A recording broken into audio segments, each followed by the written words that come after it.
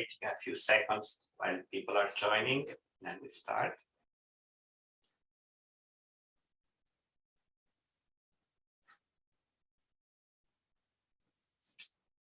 Okay, I think we can start.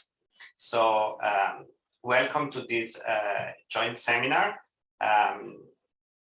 Welcome to this joint seminar co-organized by the World Bank office in Geneva, by the Center for Finance and Development at the Graduate Institute, and by CEPR. My name is Ugo Panizza. I'm here wearing, I guess, three hats. One hat as a professor at the Graduate Institute and deputy director of the Center for Finance and Development. My second hat is my CEPR hat as a vice president of CEPR. And my third hat is as an admirer of all the work that the Global Economic Prospect Group at the World Bank and World Bank Research in general has been doing, and these close links between the policy relevance research at the bank and work that we do in academia. So I'll introduce the speakers in a moment, but before that, let's just thank Maria Dimitriadou, who is the head of the World Bank office in Geneva, and Ferran Perez, who works closely with Maria for helping us and continuous cooperation in organizing this event. So today we will have a presentation of the new report prepared by the Global Economic Prospect Groups, and it will be presented by Ayan Koze. Ayan is the director of the Prospect Group and is the chief economist of the Equitable Growth Finance and Institutional Vice Presidency at the World Bank, and Francisca Onsorge, who works closely with Ayan, and she's the manager of the Prospect Groups in the Equitable Growth Finance Institutional Vice President of the World Bank. We also have as a discussant Celia Baller, who is insight lead at the World Economic Forum, and more importantly, she's an alumni of the Institute. So among many other things, we will discuss the presentation by Ayan and Francisca. We also have online my two bosses, my CFD boss, Nathan Sussman, and my CPR boss, Beatriz Feder Di Mauro. So we're also colleagues at the Graduate Institute. So it's a great group. So I think we can start. I think Ayan and Francisca will speak for about 30 minutes, and then Celia will offer comments for about 10 minutes, and then we'll open the floor for discussion. Please use the Q&A box to send your questions, and I will ask questions to the speakers, and I will organize them. You can also upvote them and downvote them as you wish. So let me give the floor. I think, Ayan, are you starting? So please go ahead.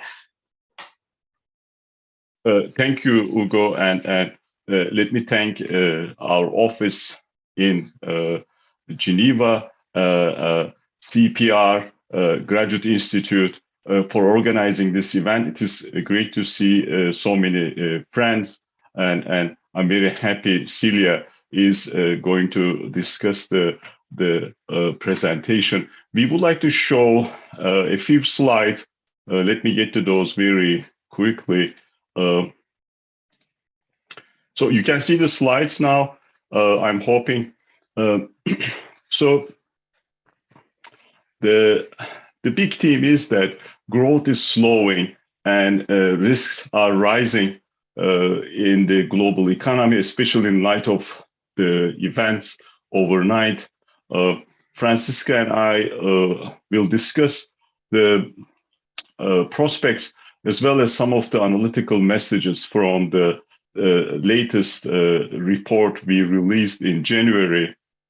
The three questions we would like to focus on. The first one, what are near-term prospects for the global economy? The second one, what are the implications of the pandemic for global inequality? And the third one, what are the policy priorities for emerging market and developing economies? We are going to use this acronym throughout the presentation. EMDs that stand for emerging market and developing economies. I'm gonna talk about the first question, and then Francisca will take on the second and third questions. So, what are near-term prospects for the global economy? When we look at growth over the next 2 years, we see a broad-based slowdown in the sense that in 2020, there was a historical recession associated with the pandemic.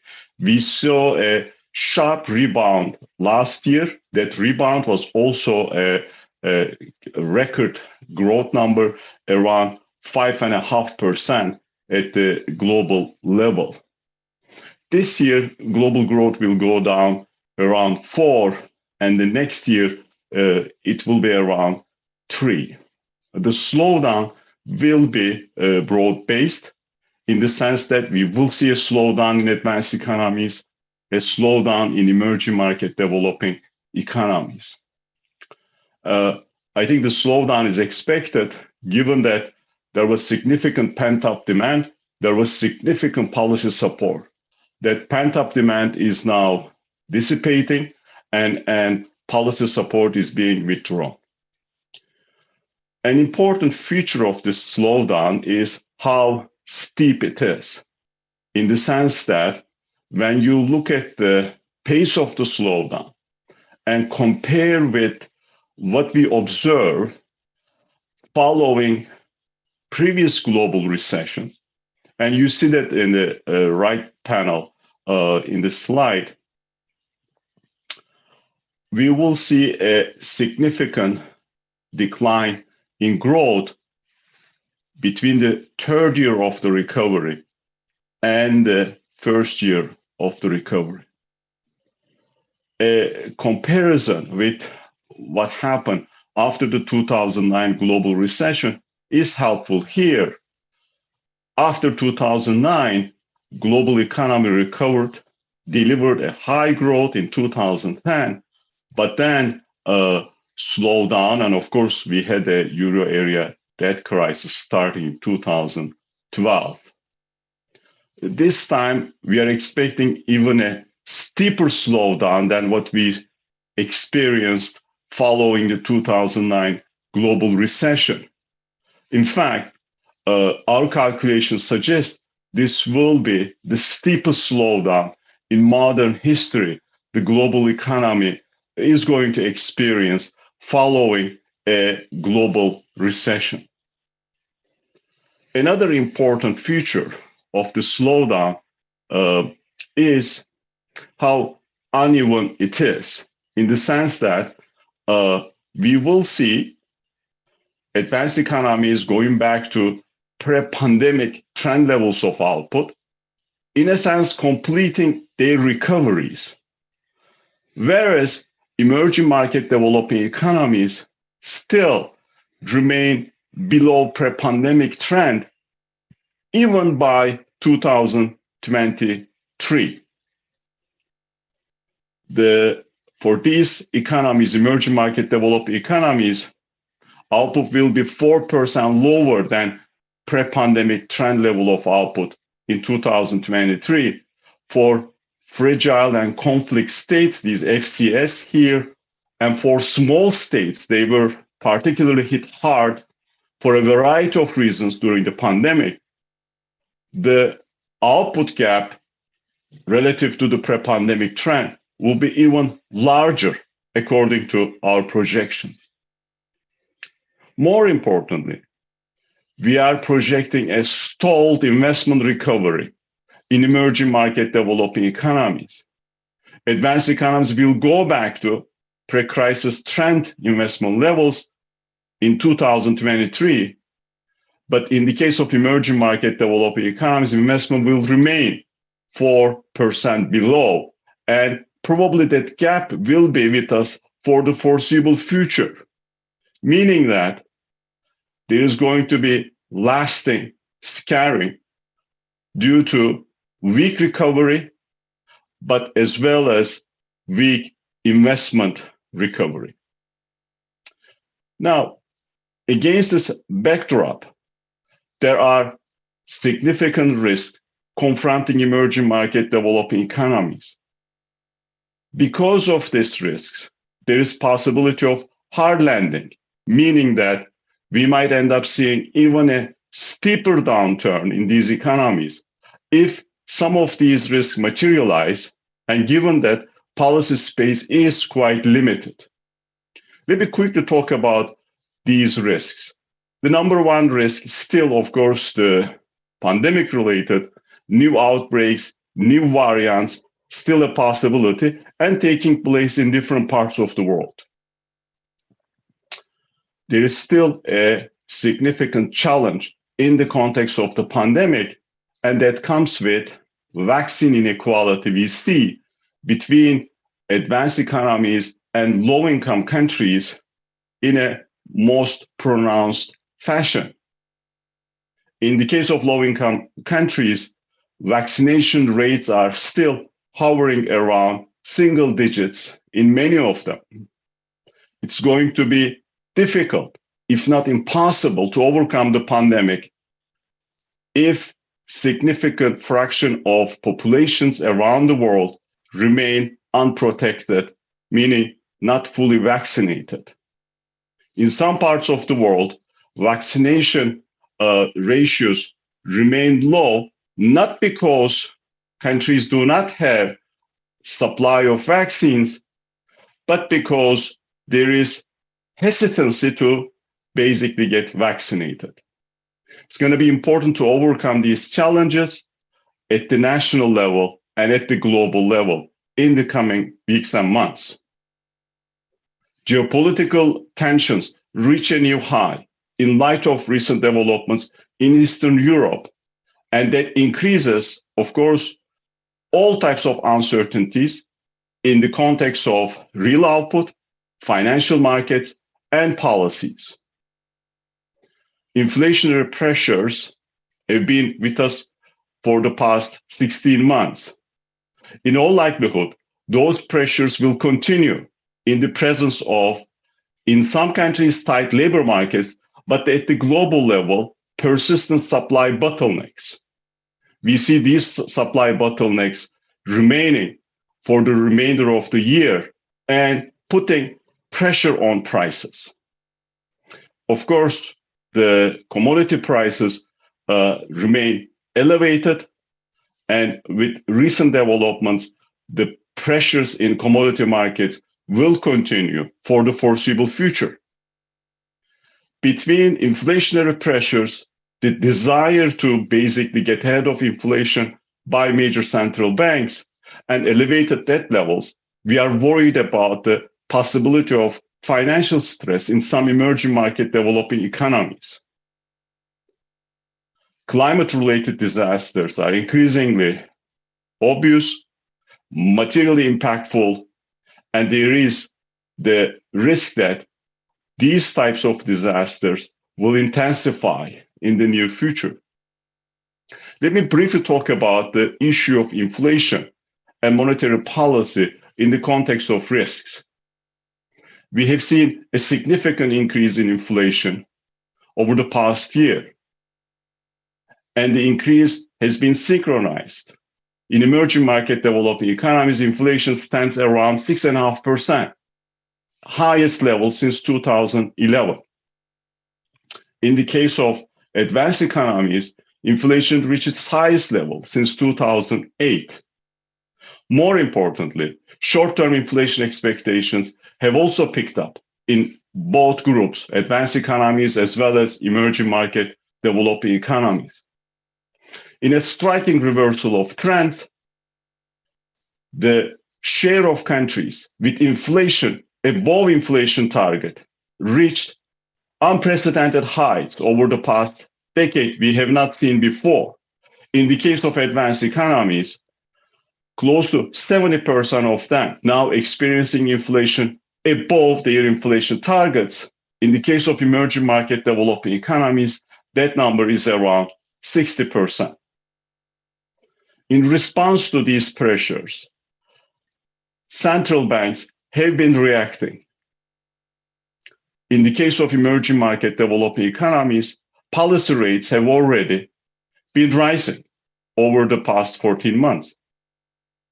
In fact, the policy rate in these economies, except China, is now higher than what we saw during the past decade.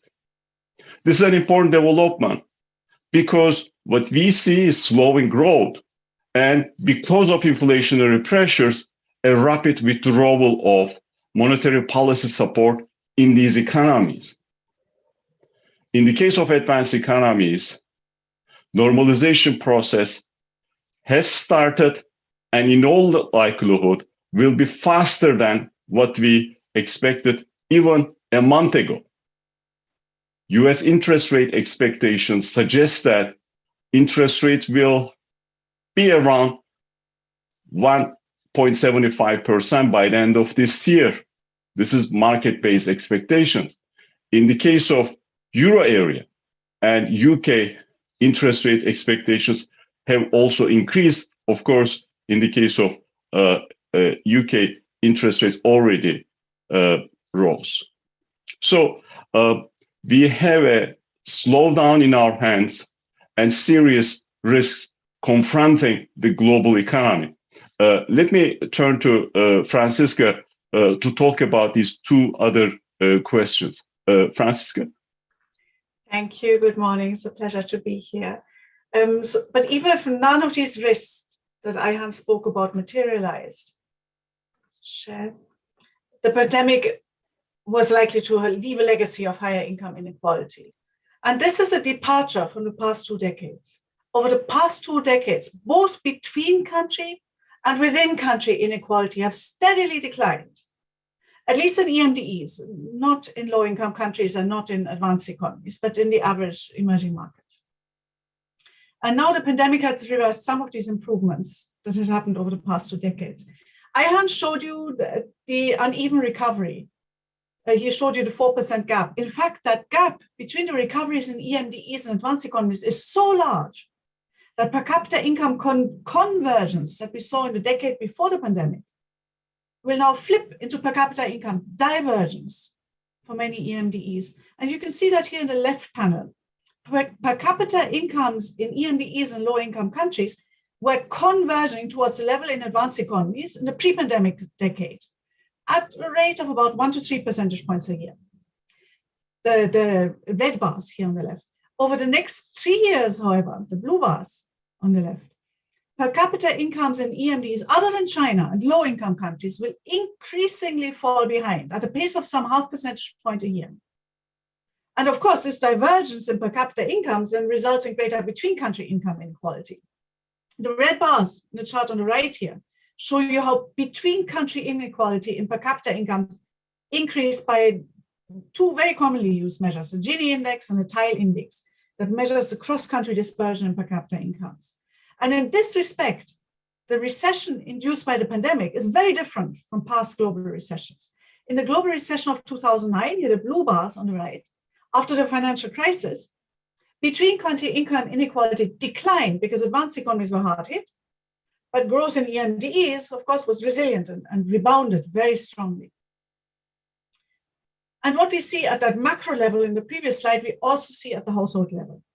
The World Bank has conducted these household phone surveys in 72 EMDEs to monitor how the pandemic affected the poorest countries or the poorest people, households. And these data suggest, if you look here at the chart on the left, that about 2/3 of households in EMDEs and 4/5 of households in low-income countries suffered income losses during the pandemic. Now, 2/3 of households suffered income losses, but only 1/4 of households managed to access government support. You can see that here in the center chart. So that gives you a sense of the between-country income inequality at the household level. But even within countries, these income losses were distributed in a way that raised income inequality. And that's what we capture here with the chart on the right. It shows you the results from a loaded regression of the probability of income losses, depending on household characteristics. Income losses were significantly more likely among informal workers and women, and were significantly less likely among households where the respondents had tertiary education. So we put together for 34 EMDEs, we were able to match these household level responses from the phone surveys with household expenditure surveys from before the pandemic to estimate the impact of a pandemic on within country income inequality in 2020. And you can see here in the chart in the left panel, the average Gini coefficient in our sample in our 34 countries increased by about 0.3 points in 2020. Now, for most of us, that 0.3 doesn't mean much. So let me give you a benchmark. 0.3 is about the average annual decline in Gini coefficients in these countries in the past 2 decades. So roughly, the pandemic has reversed about 1 year's decline in within country income inequality. Now, this seems modest, but this is only about the short-term income inequality increase in 1 year, in 2020. The bigger problem is that these increases in income inequality are likely to last, and they may well increase. And the reason is what our World Bank colleagues call the education disaster caused by the pandemic. Just like with income losses, the pandemic has disproportionately hurt learning for lower income countries and households. The chart on the left here shows you, for example, 2 specific dimensions of learning during school closures. Bear in mind that about 90% of kids at some point during the pandemic did not go to school. So here, the chart on the left shows you 2 dimensions, interacting with teachers and doing homework. Of the kids that went to school before the pandemic, only 2/5, less than half, only 43% in middle income EMDEs had a session with a teacher during these school closures, and less than 1/10 in low income countries. These country level findings point to clearly within greater between country inequality in learning. But again, there is a within country dimension as well. And you see that here in the chart on the right. The chart on the right is yet another loaded regression based on these household surveys of the probability of children continuing learning during school closures, depending on household characteristics. In households where adults had stopped working, children were significantly less likely to continue learning during school closures. And children in households with tertiary education were significantly more likely to continue learning, even when schools were closed. That's not just a problem for 2020. There is solid evidence from household studies that such learning losses tend to be perpetuated over lifetime earnings, and not just over one child's lifetime earnings, they tend to be perpetuated over generations as well, spill over into the next generation. And that then, of course, segues into a policy question. What needs to be done? Ayan already showed you how little room there is for doing anything on monetary policy. In fact, many EMDEs are already tightening. I just want to show you that the same is true for fiscal policy. And one reason is high debt. Debt of all types has risen to multi-decade highs. Private, government, domestic, external, advanced economy, EMDE, all debt levels are at multi-decade highs. And if history is any guide, debt will remain high in the next few years, or possibly even increase. Just to give you, illustrate that to you, we have here the chart in the center. It shows you what happened to government debt in EMDEs after the 4 global recessions in the past half century before the pandemic. So you remember that first chart I showed you with these recessions? Same recessions here. Government debt continued to rise after almost all of them, despite sharp growth rebounds. In fact, the only reason we have sort of a flattish lower bound that then declines in this gray shade here is 2009. 2009 was the exception where EMDE growth rebounded so strongly that government debt also declined. So in all likelihood, debt is going to be up. And already many governments are being pushed into fiscal consolidation. Look at that chart here on the right. It shows you a fiscal impulse of kind of the magnitude of the fiscal stimulus in 2020 and 2021. So already in 2020, you can see, yes, there was extraordinary fiscal stimulus by EMDE standards, not by advanced economy standards. But look what happened in 2021. About half of that extraordinary 2020 stimulus was in 2020, was already outbound last year, well before the recovery is complete. Fiscal policy was already a drag on growth in 60% of EMDEs in 2021, and it will be a drag on growth in 80% of EMDEs over 2022 and 23. In fact, about half of low-income countries, actually 60% of low-income countries, are already so fiscally constrained that they're already in debt distress. So eventually, several countries may have to resort to debt restructuring, and perhaps in a coordinated framework like the Common Framework, the G20's Common Framework. To guide a bit our thinking on the Common Framework, we looked in this edition at past coordinated debt restructuring frameworks or debt relief frameworks. In particular, the three that you see here, the Paris Club, the Brady Plan, and the HIPC Initiative. Paris Club has been around since 1956. Brady Plan happened in the 80s, the HIPC Initiative and MDRI in the 1990s and 2000s. In all these initiatives, debt relief was granted by multiple creditors, including the private sector, to multiple debtor countries. You can see the number here in the center chart. On common principles, even if the specifics were then negotiated on a case-by-case basis. And you can see in the chart on the right, these initiatives offered substantial debt stock reduction, especially the HIPC and MDRI initiative. But what you don't see in these charts is how long it took to get to that chart on the right, the debt reduction offered in the chart on the right. In fact, these initiatives were typically preceded by various less ambitious precursor initiatives. Paris Club agreements by yet more Paris Club agreements. The Brady Plan was preceded by the Baker Plans, the MDI and HIPC initiatives by a string of Paris Club agreements. And what we show in this piece is that the Common Framework has some features of these unsuccessful precursors of past coordinated debt restructuring frameworks. And perhaps the most salient similarity is that the Common Framework primarily offers debt service relief rather than debt stock relief. So with very limited room for monetary policy, fiscal policy support, many EMDEs now have to go back to basics, to improving the quality of their government operations and to structural reforms. And here's a list of such reforms. I know you'd like me to go through all of them, but I won't. I focus on just one set of countries in particular, because this is based on our analytical work, the commodity exporters. And bear in mind, commodity exporters are 3/4 of low-income countries. So commodity prices have gone through a roller coaster over the past 2 years. Really unprecedented, again, if you compare with all the previous global recessions. And many commodity prices are now at record highs. And I guess some have risen yet more overnight. But of course, these commodity price swings are nothing new. And that's what we examined in this JEP edition, the features of commodity price cycles and what they mean for policy. In particular, we looked at price cycles of 67 commodities from our usual World Bank database that's been around since the 70s. And we looked at these cycles from January 1970 to October 2021. And one of the features of these cycles is particularly striking because it offers an excellent opportunity for policymakers in commodity exporting countries. And that's what you see here in the center chart.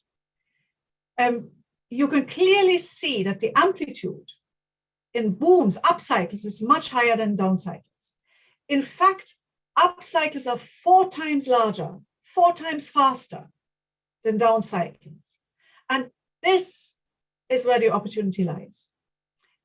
And that may be a big if commodity exporters can put in place the institutions to save during up cycles, they should have ample room to buffer down cycles and still be able to make rapid progress towards development goals. So what commodity exporters need to do is first take steps to live with commodity price cycles, as many of them have done already. And second, take steps to decouple from these commodity price cycles. And I'd be happy to discuss some specific policy experiences in greater detail in the Q&A if there's interest. But for now, let me just point out that at this juncture, this is especially important for metals exporters. Many of those are in Africa, many of those are in Latin America. Some of them are also in Central Asia. For now, these metals exporters are much less commodity reliant than oil exporters in just about every dimension. But that may well change with the energy transition, because the renewable electricity generation and electric vehicles are much more metals intensive than traditional energy and traditional vehicles. So metals exporters are likely to see a decade of very strong increases in demand, and their economies may well become increasingly resource dependent. So now is the time for them to put in place these institutions that help them leverage these cycles and make the best of these repeated commodity price cycles for development. So let me end with a bit of advertising. Let me end actually on a summary. What are the near-term prospects for the global economy? A pronounced growth slowdown is underway, global growth slowdown is underway. And it unfortunately is happening well before the recovery is complete in advanced economies. And that's even if none of the multiple downside risks materialize. Now, the shape of the recovery is such that it's likely to increase. Well, it has clearly already increased between country inequality. And in all likelihood, it's also going to increase within country inequality over a long period of time, simply because of the learning losses.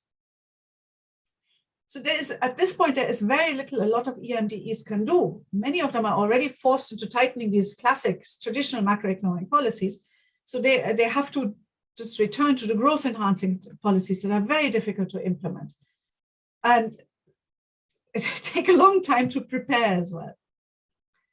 So let me end with a bit of advertising. Everything we've discussed today here in this presentation, is published in our studies. And here's a full list with links. We invite you to have a look at them. And with this, let me return the floor to Ugo. Thank you. Thank you very much, Hayan and Franziska. So now we're already getting some questions, so please use the Q&A for the questions.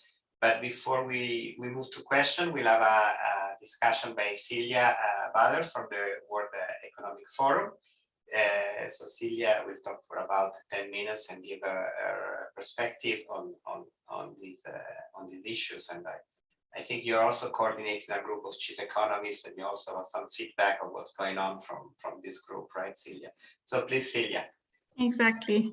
Thank you, Ugo, and thank you very much to the organizers for the invitation, and of course also congratulations to the authors on this very rich and highly informative report. I have two sets of comments in which I will try to complement the global outlook presented in this very comprehensive report and pick up on the themes of macro instability, global divergence, and inequality that were just discussed. Now, one set of comments is an attempt to get beyond the short-term volatility and disentangle some of the disruption from potentially longer-term emerging trends. And these comments build on the work that we have done with the forum's community of chief economists, which Ugo just mentioned, which brings together about 50 chief economists from across industries and international organizations. So some of the assessments I will mention represent the collective views gathered in our quarterly chief economist surveys, the most recent one of which we published in November of last year. And then secondly, stretching the outlook horizon a bit further, I wanted to highlight three factors underlying long-term productivity and resilience, which according to our analysis show the largest global gaps or deterioration since the beginning of the crisis, and which will need to come into stronger focus for policy. So as for the first point, what we're seeing is merely disruption and what is emerging as a longer-term trend. So there's, of course, a number of powerful forces that are pulling in different directions and reshaping long-standing patterns of the past that we had before the crisis, such as deflationary trends, declining labor share of income, and global integration.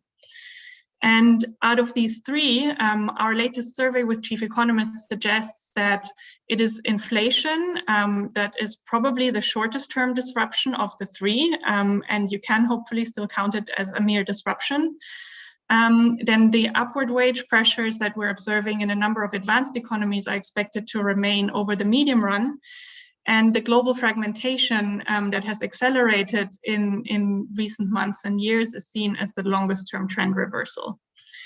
Now, the most discussed trend reversal, of course, of recent months is inflation, and price pressures have arisen from sources as varied as pent-up demand, temporary changes in behavioral patterns, stimulus spending, supply disruptions, and simply base effects. A lot of these are short-term disruptions, and to some extent they reflect differences in the speed at which demand and supply could be restored. There are, however, 4 factors which, according to our latest survey, are expected by many to become sources of longer-term price pressures. And these include continued shortages of semiconductors and microchips. So on the input side, housing prices and rent inflation. And then there will also be repercussions, of course, from greater global fragmentation. And finally, the green transition is expected to add resource and production costs to prices across the economy in the longer run. Now, overall, there is confidence that central banks will continue to prioritize price stability, but there is by now a significant amount of uncertainty around the evolution of inflation expectations. Still tilting towards the side of expectations remaining anchored, but with a lot of uncertainty around it. So on balance, the collective view from the survey was that current levels of inflation should be a shorter term phenomenon that are going to be with us over the next 1 to 2 years, not fleeting, but short term, and with a big open question regarding the effects of the green transition on price levels. The picture looks somewhat different for wages, and developments here will of course be very important for inequality dynamics that were mentioned earlier going forward. So pre-crisis, we were observing downward pressures, importantly from automation of tasks, which were reinforcing the long-term decline of the labor share of income. But the crisis, together with some longer-term trends, seems to be somewhat shifting employees' bargaining power and has been lifting the wages of certain groups of workers, in particular in advanced economies, and in particular in the services sector, where reservation wages seem to be staying higher for the moment. And also in a different part of the economy, we're seeing accelerating trends such as further digitalization and the net zero transition, shifting skills demands very rapidly. While the system is not yet providing the right reskilling and upskilling opportunities, which has led to tough competition over talent, in particular when it comes to green and digital skills. And in addition, there's also some evidence emerging that suggests that productivity may be picking up as a consequence of companies having streamlined processes, and workers have moved from lower tech, low productivity firms to more tech savvy and higher productivity firms. So of course, this is an interesting combination for workers with both productivity gains as well as talent shortages. But at the same time, there's of course strong forces still around that will be curtailing those wage pressures with continued automation.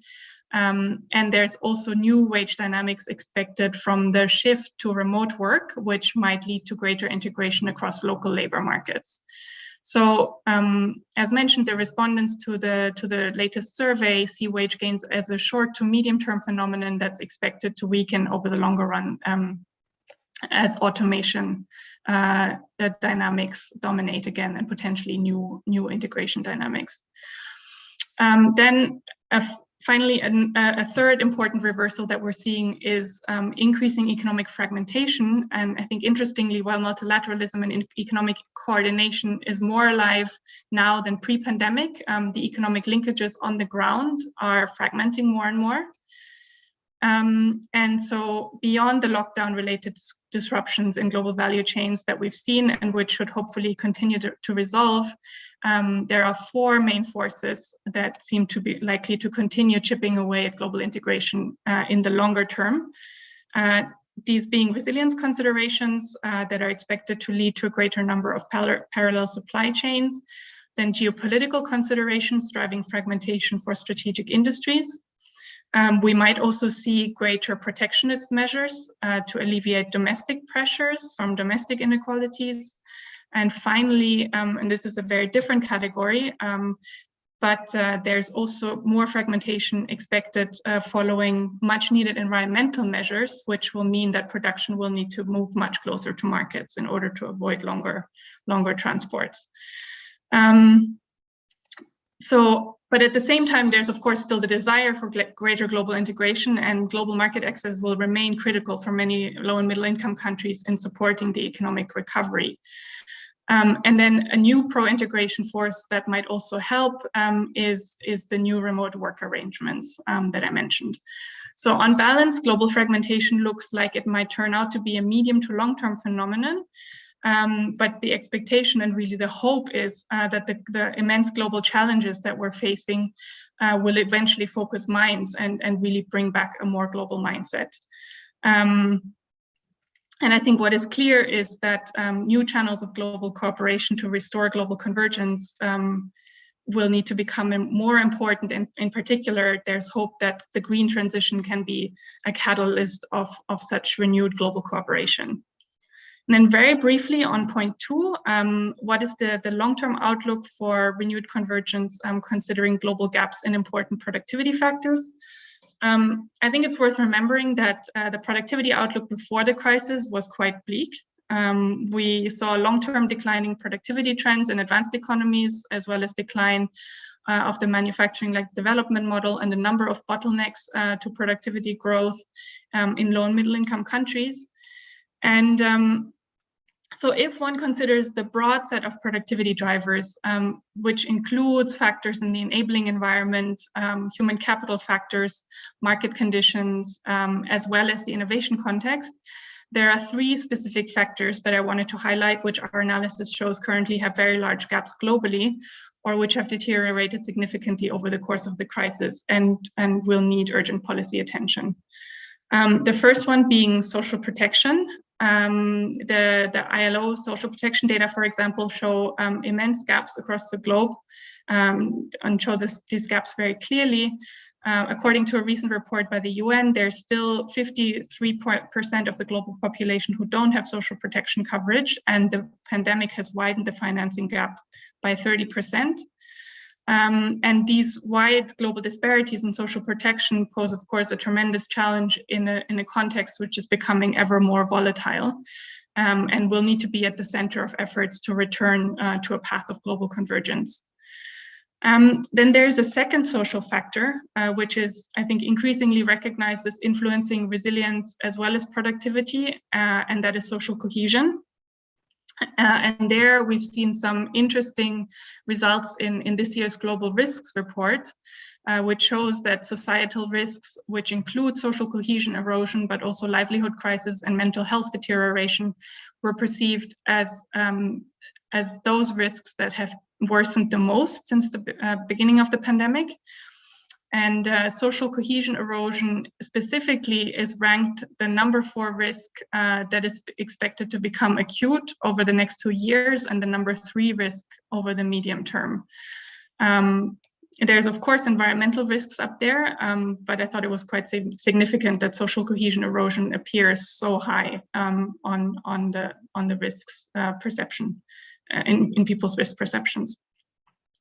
Then, of course, as was discussed by Franziska, education is also one of the factors where we're seeing big gaps and where we've seen particularly big crisis impacts that has increased the global gaps in education outcomes. But I wanted to just mention another very different driver of productivity, which is innovation and the innovation ecosystem as a driver of productivity and resilience.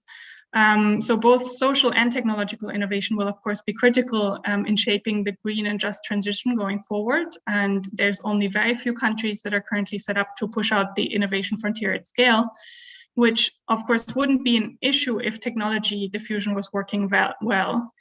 But I think the vaccine experience has shown that this is not self-evident.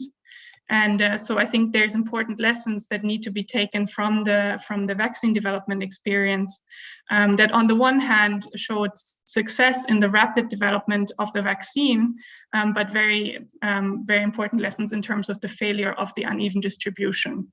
So these are things that will need to be taken into account, I think, as policymakers are starting to think about how to tackle the green transition globally.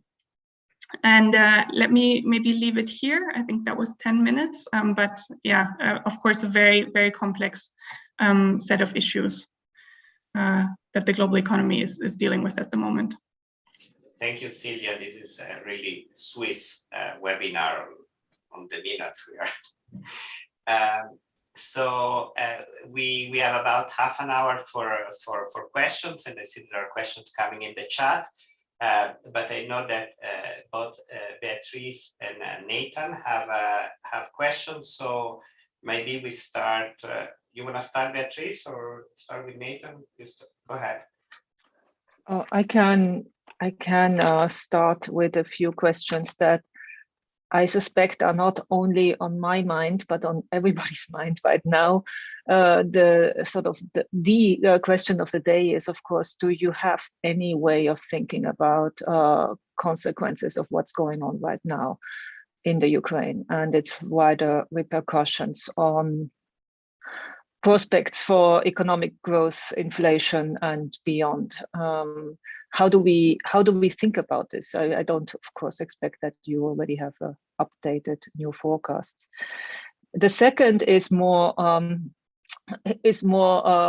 economic, but it's an interesting phenomenon that we're seeing in this whole debate about inflation. Again and again, it seems that we have a puzzle, which I would, forcing it a bit, characterized as such. There are the models and the forecasts that continue, and in this case, actually also the markets that continue to consider the inflation bout as something that is transitionary and therefore go back to inflation rates around 2% in advanced countries in the not so long run, let me put it this way. But on the other hand, there are a lot of survey-based and, in fact, reality, the surprises that we've had with actual inflation that have been so much on the upside that people are starting to think twice whether where is this discrepancy coming from? Is it really discrepancy, or is it just that we have to wait? So that would be my inflation puzzle question. Can you say something to this apparent discrepancy between models and surveys? Let me put it this way. Yes, I don't want to crowd it. I would have also questions about the common framework and green transition, but I leave more questions to the rest of the audience, or maybe we have a second round.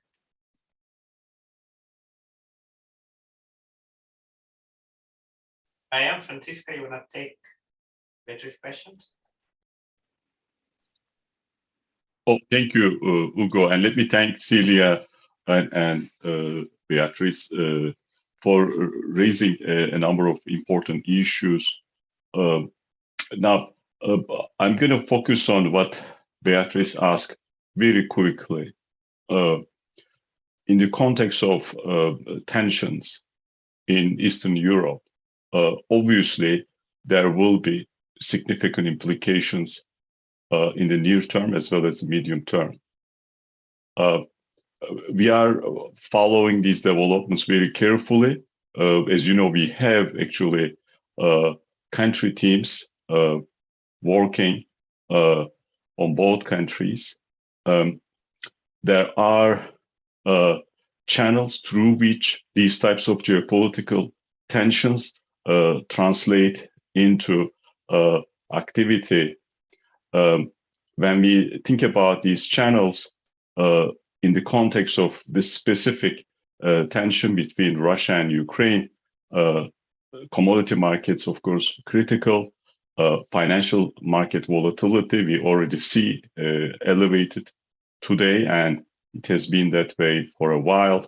And increased policy uncertainty will be there.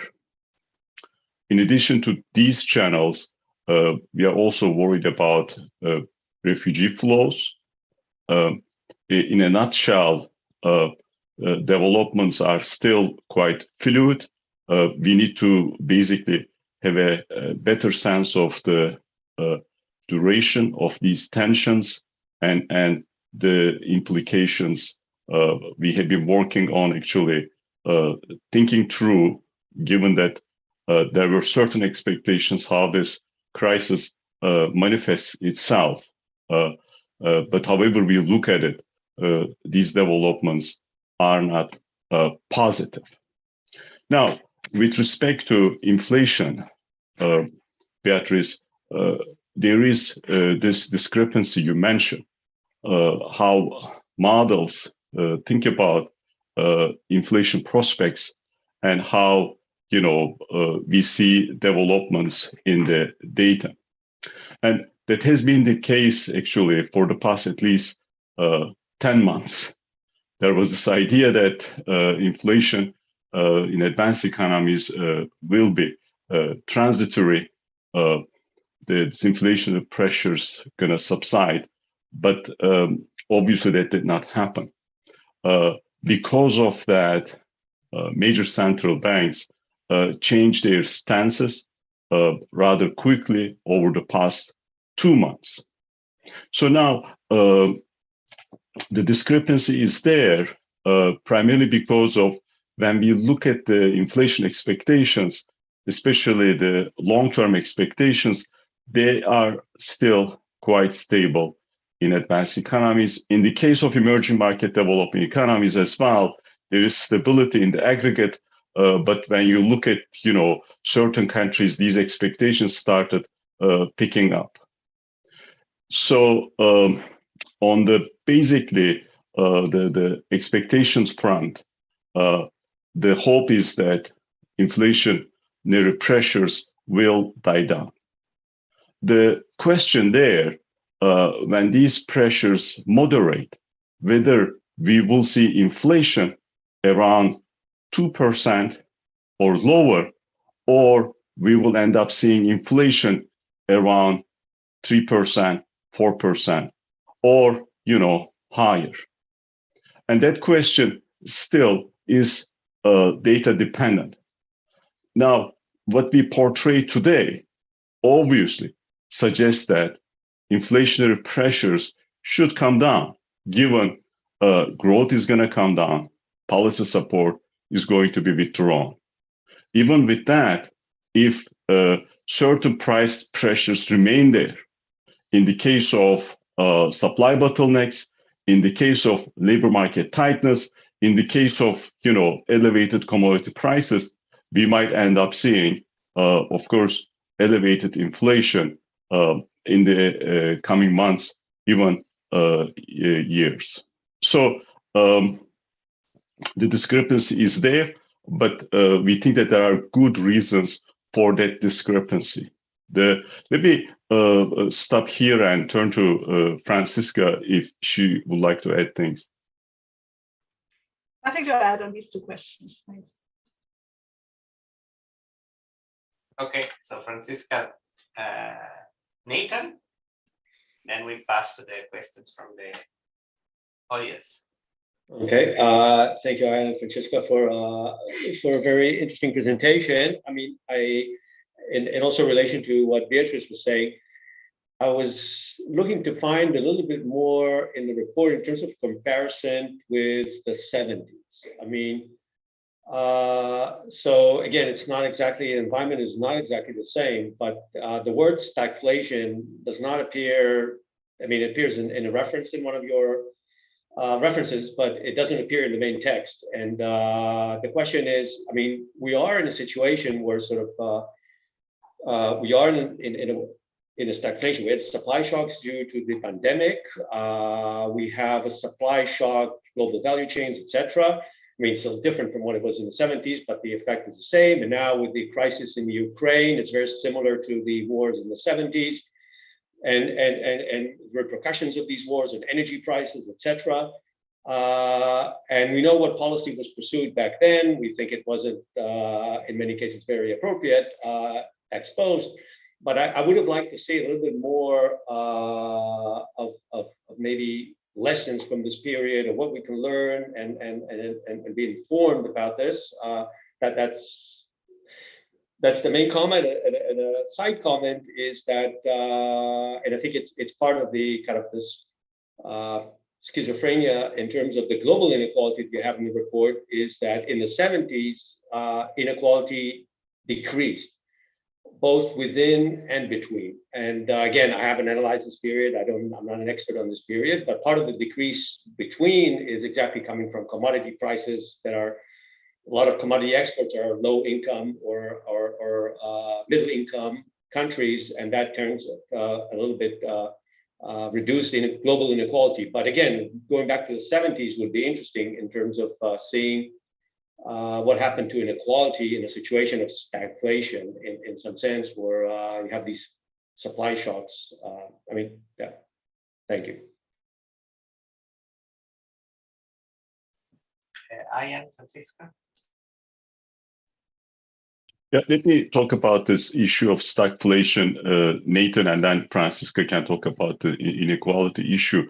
So the first observation is that I think we can discuss the semantics and the definitions, but the growth rates we see at the moment do not justify they call this period a stagflationary period.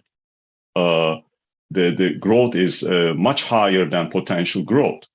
And in fact, even with the steep slowdown, will remain higher than potential growth, even in 2023 with our forecasts. So, and the type of inflation we have is quite different than the inflation in the 70s as well. Will there be a period we can have a conversation with respect to stagflation?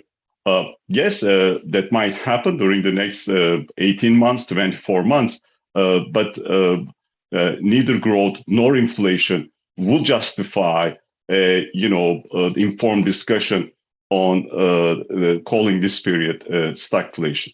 With respect to 70s, it's unfortunate that there are certain similarities with the 70s. The issue here, as you know more than I do as an ex-central banker, central banks have well-defined policy frameworks, and let's give the credit where the credit is due. They have more credibility when it comes to their inflation fighting abilities, record, and the potential.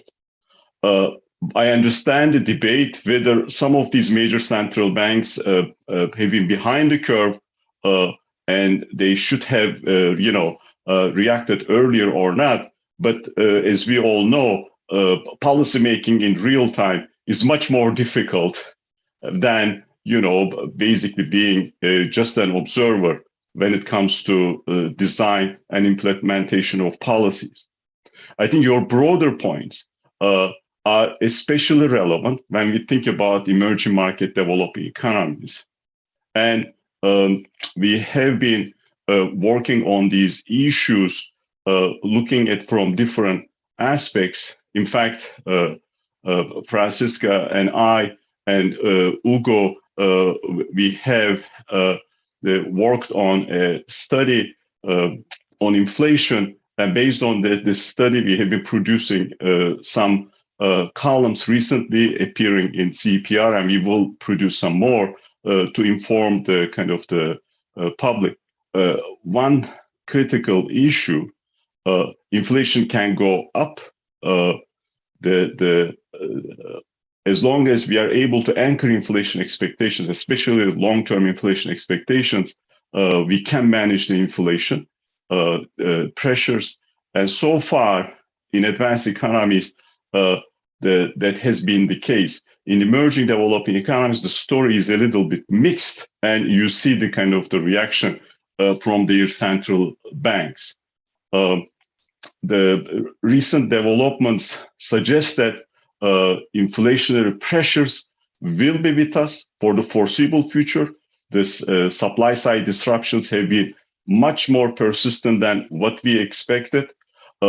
Labor market tightness in some large economies, the much more deeper than what we expected, and of course now the pressures on the commodity markets and their second round effects will weigh on inflation. So all in all, there is necessity to act on the part of policymakers, but they need to be careful in terms of how they calibrate their policies, how they communicate it, and of course, making sure that these policies are credible. And I think that debate is out there, and that's a healthy debate. But let me turn to Francisca, because you asked an important question on inequality. Thanks. Just one more thing on inflation. We did actually run that standard model of the drivers of inflation. And there are good reasons to believe that it is temporary. No, what we saw last year is really extraordinary. It's unheard of in our lifetimes, the kind of plunge in growth and then the rebound. Of course, you're going to get inflation out of this. The same with oil prices. That we do actually show in the chapter, how extraordinary the plunge and the rebound in oil prices has been. So this really should recede as growth slows in this extremely steep slowdown that we're now in the middle of. So everything does hang on expectations, just like Ayhan said. It's really the crux of the story.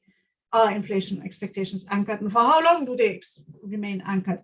When Ugo and Ayhan and Hideaki, who I see is also on the call, estimated how the anchoring of inflation expectations, they estimated that 5-year expectations respond, even in EMDEs, now by only 0.2 percentage points to a 1% increase in actual inflation, to an actual inflation surprise. So that's very little. That's much, much less than before the 2000s. So it really has come down. They've become a lot better anchored. On your inequality question, so I have to confess the chapter does not show the 1970s. And that is the big reason is, of course, the lack of data for within country inequality. It's just not available except for a few advanced economies, perhaps. But of course, you're right, between country you could look at. But the time when between country inequality really declined was the booming 2000s. It was that commodity-driven boom, China-driven boom of the early 2000s. That's when between country inequality really declined, because all the EMDEs were riding that wave. And there wasn't too much conflict. There weren't too many crises. That's when we had a lot of per capita income convergence. Before that, it was very hit and miss. There were a lot of crises in the 70s, in the 80s, and the 90s. There were a lot of various oil price shocks. So there were a lot of shocks to EMDEs. There were civil wars, a lot more conflict. So the 70s was probably, although we don't show it technically in that chart, so I can't guarantee, but I would think that the 1970s, 80s, and 90s were a period of actually probably per capita income divergence and rising between country inequality, rather than this pronounced catch-up during the early 2000s, pretty much all the way up to the global financial crisis, and then at a slower pace, but continuing catch-up through the 2010s after the global financial crisis. But you're right, that would be a good thing for us to look at. Thank you. So we have a little bit more than 10 minutes and many questions. So I'll pick some of them, and I apologize to all the people who will not be able to address the question on. So one question, so there are 3 very punctual questions. So let me ask all 3 of them and see, and then we move to broader questions. One is from Pascal Lamy. So Pascal Lamy used to be our neighbor when he was directing the WTO down the road, and it's great to see him online, at least. So Pascal Lamy's question is about your assumption about percentage of vaccinated people in emerging market and developing economies this year, 2022, 2023. So what are your assumptions about this? There are 2 more punctual questions. Let me ask them, and then so you can address them. One is by Anita Kadili. I used to see her often at the Institute. I hope to see her again when the world reopens, which is if you have estimates on the impact on labor productivity of the COVID crisis. And the third question, which is by Elos Villani, whether there will be a sudden stop in 2022. So that's more divination than anything else. But let me start with this 3 very punctual questions, and then I have a couple of more broad questions. So thank you, Ugo, and it's great to hear from Pascal. Obviously, all of these forecasts have some background assumptions, and I'm happy that there is this discussion about vaccination and the issue is that coverage remains highly uneven around the world and stubbornly limited across low-income countries. When you look at advanced economies, roughly 80% of people in these economies, advanced economies, have received at least one vaccine dose, compared to around 60% in emerging developing economies. Okay, so now what is our projection? Given the current vaccination rates, we think that in advanced economies, we will get to mid-80s, around 85% or so in 2023. So the one vaccine dose. For emerging markets, we think we will be still in low 70s, around 72 to 75%. The big problem is that in the case of low-income countries, the vaccination rates are very low. I mentioned this, the single digits. If you look at the entire spectrum of low incomes, it's around 10% receiving at least one dose. And the current vaccination rate suggests less than a third of the low-income country population will have received one vaccine dose by the end of 2023. So it is a huge challenge. In the case of Europe, Central Asia, the emerging market developing economies of Europe, Central Asia, we have a huge problem. It's not the vaccine problem, it's the vaccine hesitancy problem. And we still see that more than 25% of population not vaccinated in Europe, Central Asia by the end of 2023, if our projections materialize. So this is something in the World Bank we obviously spend quite a bit of time, and we put in a lot of financial resources, but the global community has to be helpful. And of course, at the national level, policies should be there to overcome the vaccine hesitation and delivering the vaccines. Will we see a sudden stop in 2022?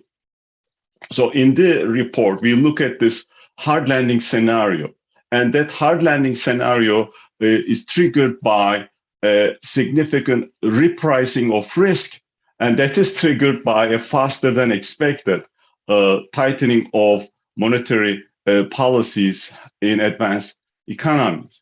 If that happens, we are expecting a steeper downturn in activity. When you look at least the equity flows to emerging market developing economies, they are already quite low.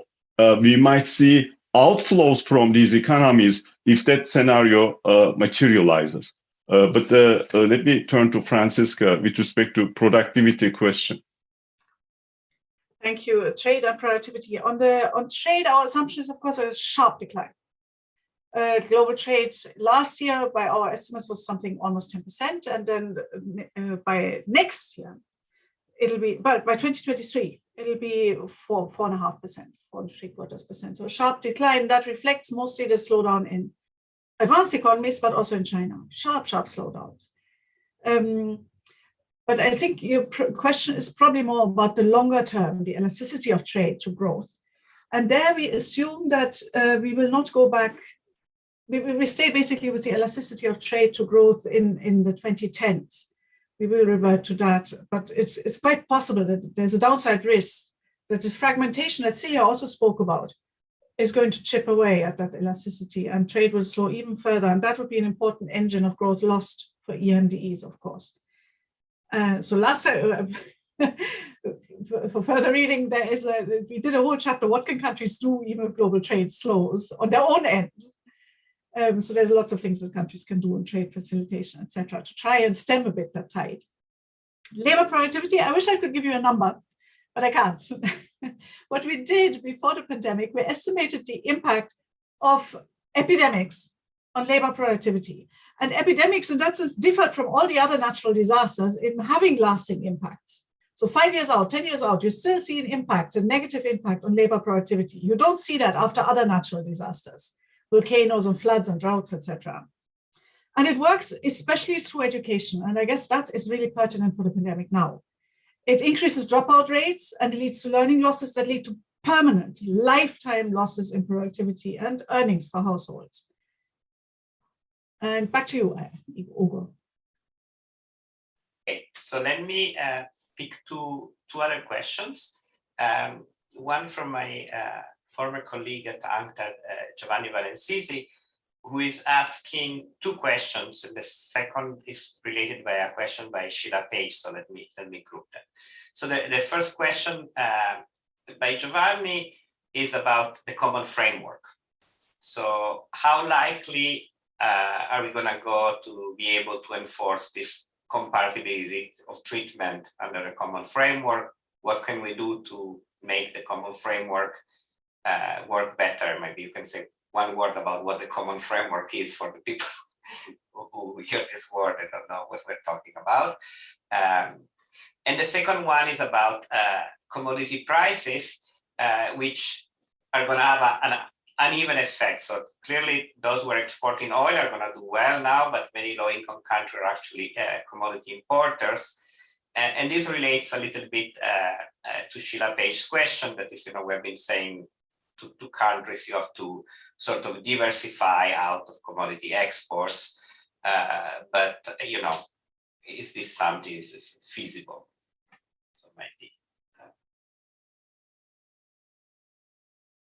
Thank you, Ugo. So the common framework is a multilateral initiative pushed by the G20 and the Paris Club to address the debt sustainability challenges. In this case, of course, the challenges, especially low-income countries, or the lower middle-income countries in the aftermath of the pandemic.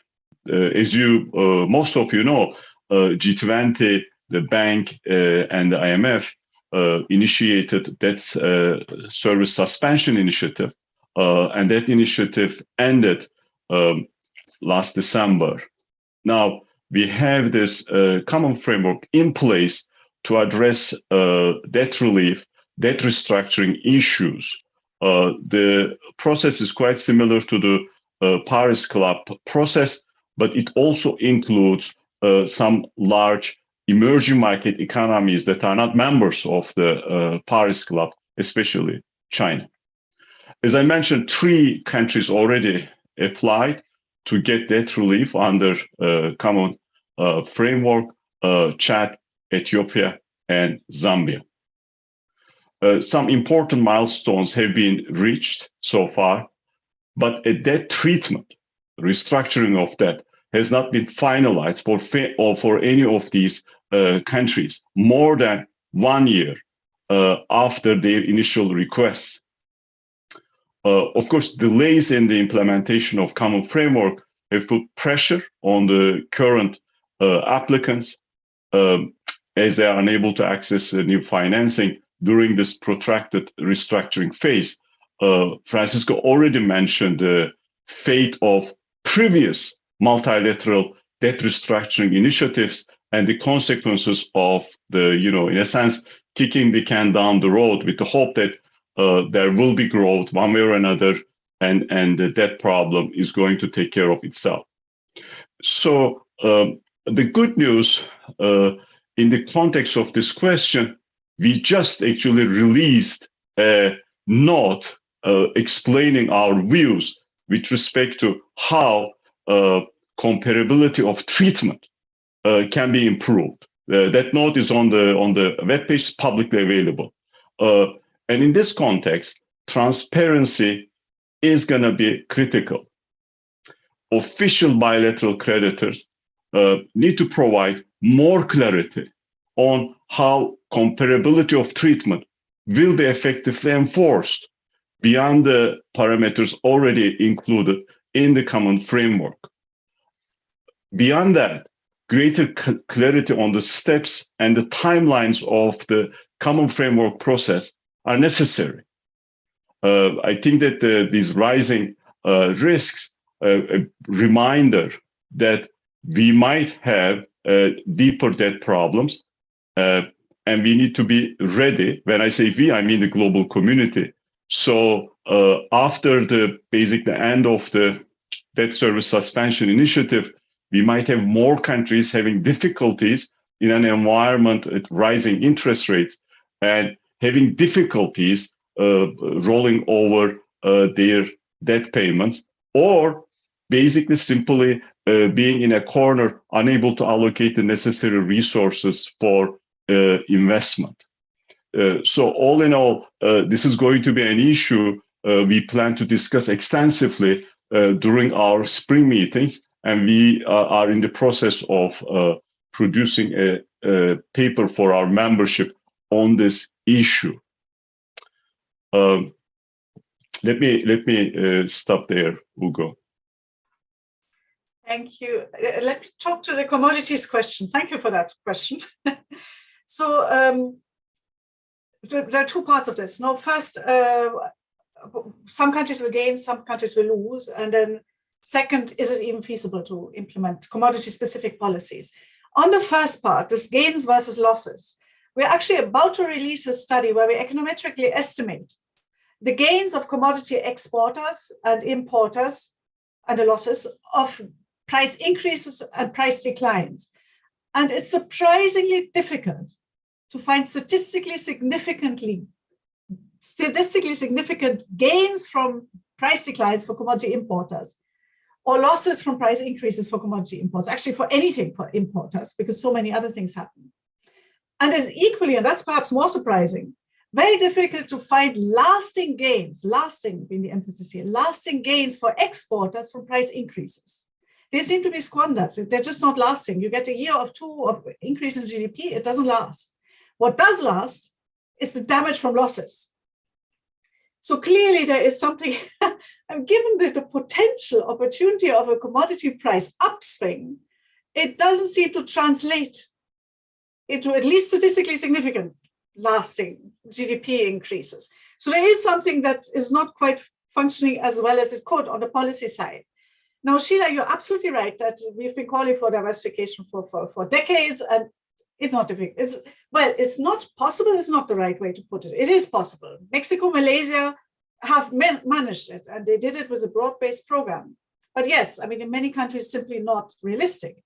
That's why in this particular chapter, we're very clearly not so much calling for export diversification as for national asset portfolio diversification. That's complicated, no? But the logic here is that these export receipts or the government receipts that come from the undiversified revenues, both on the export and the government finance side, that these are invested, deliberately invested and steered towards a more diversified portfolio with education, heavily invested in education, heavily invested in infrastructure that goes beyond benefiting the resource sector.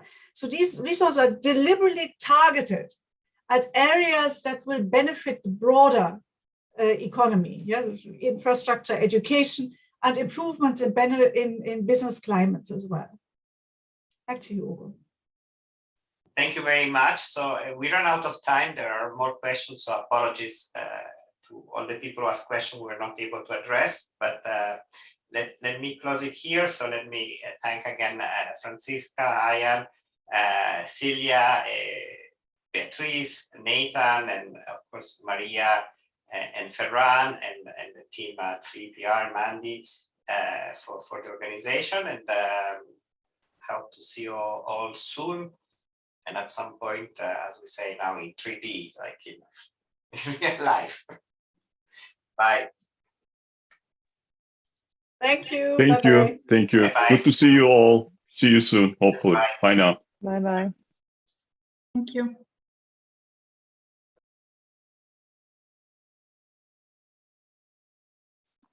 Franziska?